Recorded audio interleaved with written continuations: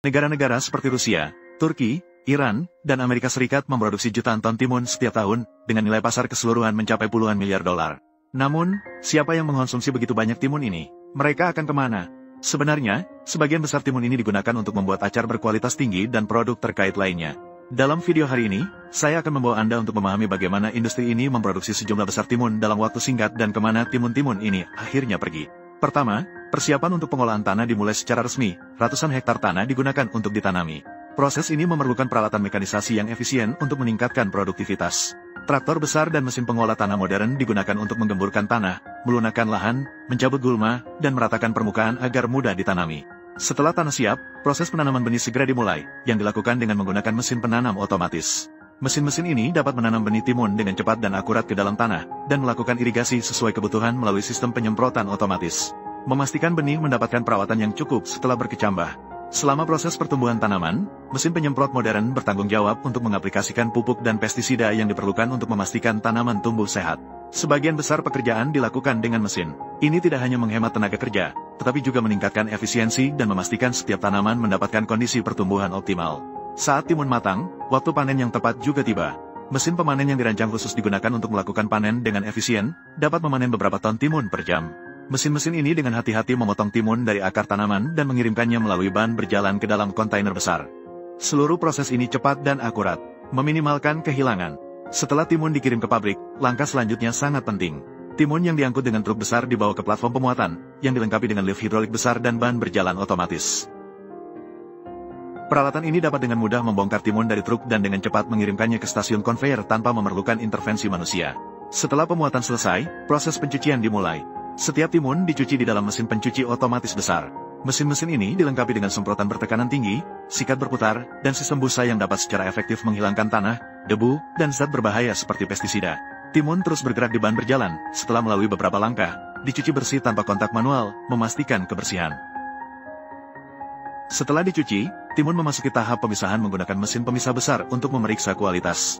Mesin-mesin ini dilengkapi dengan kamera HD dan sensor yang dapat mendeteksi warna, bentuk, ukuran, dan kesegaran setiap timun. Timun berkualitas rendah akan secara otomatis disingkirkan, sedangkan timun berkualitas tinggi akan dipisahkan untuk memastikan standar tinggi produk akhir.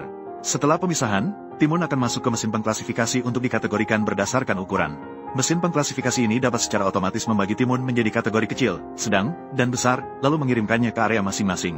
Setelah pengklasifikasian selesai, proses pengemasan dimulai, semua ini dilakukan oleh mesin pengemas otomatis.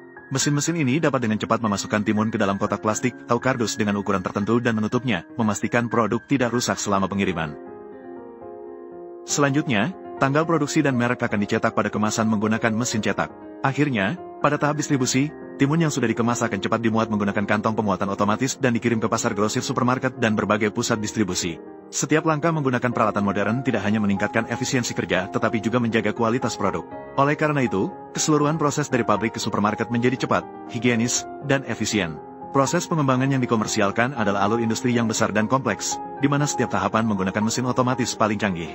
Memastikan setiap langkah dapat diselesaikan dengan sempurna untuk menjamin rasa, kesehatan, dan daya tahan sayuran asap.